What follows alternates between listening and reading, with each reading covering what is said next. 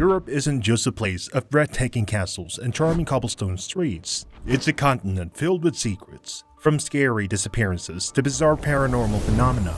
Its mysteries remain unsolved and endlessly fascinating. Today, we're exploring 5 of the strangest cases that'll make you question everything you thought you knew. And trust me, the final mystery? It's the kind of tale that'll stay with you long after the video ends. Let's dive in. Number 5. The Flann Isles Lighthouse Keepers. Picture this. It's December 1900 and 3 lighthouse keepers, James Ducat, Thomas Marshall, and Donald MacArthur, are stationed on the isolated and storm-battered Flann Isles off Scotland's coast. Their task? Simple, yet critical. Keep the lighthouse running, ensuring ships can safely navigate the treacherous waters below. But life on these islands wasn't for faint-hearted. No visitors, no nearby towns, just endless expanse of the sea and howling wind as company. On December 26, the relief crew arrived by ship, expecting a warm welcome from the keepers. But what greeted them instead was unsettling silence. The lighthouse stood dark, its beam extinguished, an ominous sign. The captain and crew quickly launched a search. When they entered the lighthouse, things only got stranger. The scene inside was scary. 2 of the keepers' heavy waterproof coats were missing, but the 3rd was still hanging by the door. A meal was laid out but left uneaten, and the chair had been knocked over near the table, as if someone had left in a panic. Even more unsettling were the logbook entries that hinted a growing unease. One entry described a terrible storm that left the keepers terrified. Another spoke of an ominous calm and an unnatural silence, as though the storm had taken something with it. The final entry, written on December 15, simply stated, "Storm ended, the sea is calm, God is over all." That chilling note was the last anyone heard from the keepers. So, what happened? Theories began floating around. One suggests a massive rogue wave swept all 3 men into the sea. But skeptics question this, noting the lighthouse is situated far above the waterline. Another theory involved foul play. Perhaps a fight broke out and one of the men snapped. And then there's the supernatural angle. Some whispers of ghostly forces or strange entities claiming the keepers as their own. The official investigation concluded with the rogue wave theory, but no real evidence supported it. And despite the passage of time, the mystery refuses to fade. To this day, visitors to the Flann Isles speak of a scary silence that lingers there, as though the islands themselves are keeping the secret. Now, if this story has you on edge, hold on tight. Our next mystery involves a burning body, fake passports, and coded messages. It's a case so strange it feels pulled straight from the pages of the spy thriller. Number 4. The Yule Women. Now, let's head to Norway, where one of the strangest and most chilling mysteries unfolded in 1970. A hiker was wandering through Isdalen Valley, an area locals ominously called Death Valley, when they stumbled upon a burnt body hidden among the rocks. What should have been a straightforward case quickly spiraled into one of the most baffling mysteries in modern history. The victim was a woman, but investigators couldn't identify her. Things only got weirder when they looked closer. Among her belongings were wigs, fake passports, and coded notes. Even her suitcases, found at a nearby train station, were packed with disguises and strange items. It was as though this woman had lived her life entirely in secret. Witnesses remembered seeing her in the days before her death.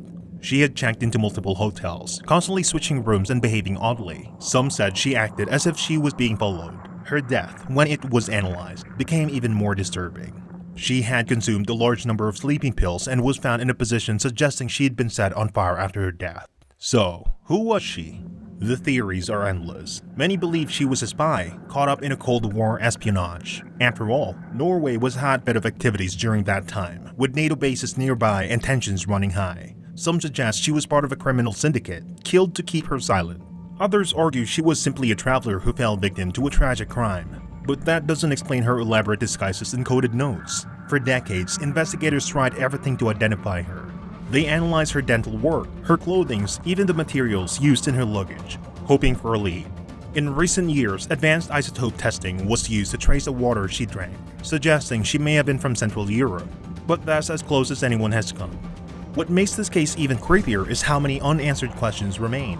If she was a spy, who was she working for? If she was murdered, why go to such lengths to hide her identity? And if she was on the run, what or who was she running from? The Yule Women's story is one that keeps people guessing. Even now, over 50 years later, her case is open and her identity remains a mystery. But if you think this is unsettling, wait until we take you to England, where a human skull, a hollow tree, and eerie graffiti left the town haunted for decades. Number 3. Who put Bella in the Witch Elm? Now, let's travel to England during World War II, where a group of boys made a discovery that would haunt an entire town. It was 1943, and these 4 boys were exploring Hagley Wood near Birmingham, searching for bird nests. Instead, they stumbled upon something far more sinister, a human skull stuffed inside a hollow trunk of a Witch Elm tree. What started as an innocent adventure became the start of a chilling, decades-long mystery. The boys, shocked and frightened, quickly alerted the authorities. When police arrived, they uncovered more remains, a full skeleton, minus one hand, along with scraps of clothing. Forensic experts determined the body belonging to a woman in her 30s who had likely died around 18 months earlier. Asphyxiation. A piece of fabric has been stuffed into her mouth, leading investigators to suspect foul play. But who was she? There was no missing person reports that matched her description, and her remains didn't provide many clues.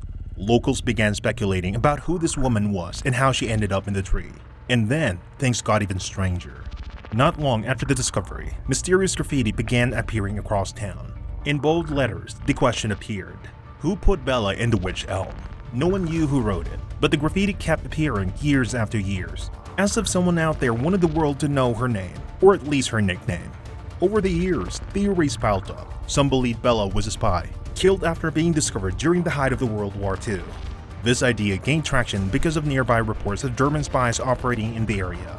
Others suspected she was a victim of an occult ritual, given that the Witch Elm tree was often linked to folklore and witchcraft. In recent decades, investigators have tried to solve the mysteries using modern techniques, including a facial reconstruction in 2018. But despite these efforts, Bella's identity and the identity of her killer remains a mystery. Even more unsettling is the graffiti. Occasionally, new messages appear, asking the same question: who put Bella in the Witch Elm? Who's still writing these messages, and what do they know that we don't? This mystery lingers in the shadows of Hagley Wood, as chilling and unresolved as the day it began. But if you think this tale of a hidden body is eerie, wait until we step into the realm of time travel, or something that feels a lot like it.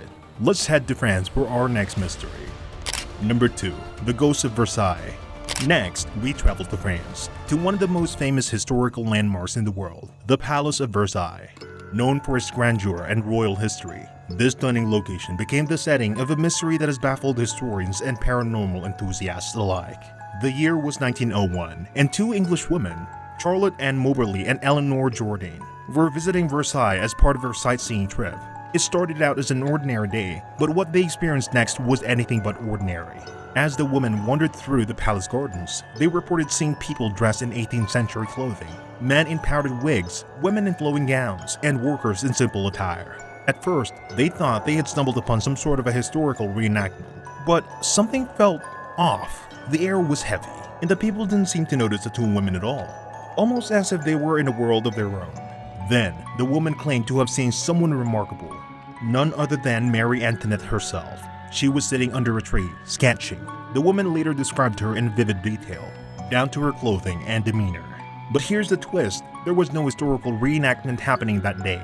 In fact, some of the landmarks the woman described, like a small bridge and specific garden features, hadn't existed for decades. When they returned to England, the 2 women were so shaken by their experience that they decided to write about it in a book titled An Adventure. In their account, they suggested they had experienced what some call a time slip, a moment where the past and present briefly collide, allowing people to glimpse into another era. Of course, skeptics have their own theories. Some suggest the women were simply mistaken, possibly misinterpreting their surrounding or letting their imaginations run wild. Others believe the story was fabricated, a case of 2 women seeking fame and attention. But what makes this mystery so intriguing is the level of details in their account. They both describe the same features, the same people, and the same eerie atmosphere, despite writing their accounts separately. Over a century later, the story of the Ghost of Versailles continues to fascinate. Was it a true encounter with the past? A strange psychological phenomenon? Or just an elaborate hoax? The palace has remained silent on the matter, as timeless and enigmatic as ever. If you thought this mystery was mind-bending, get ready. Our final case is not just chilling, it's downright terrifying.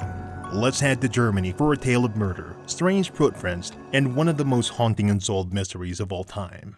Number 1. The Hinterk Murders. Our final mystery takes us to Germany in 1922, to a quiet, isolated farmstead called Hinterk.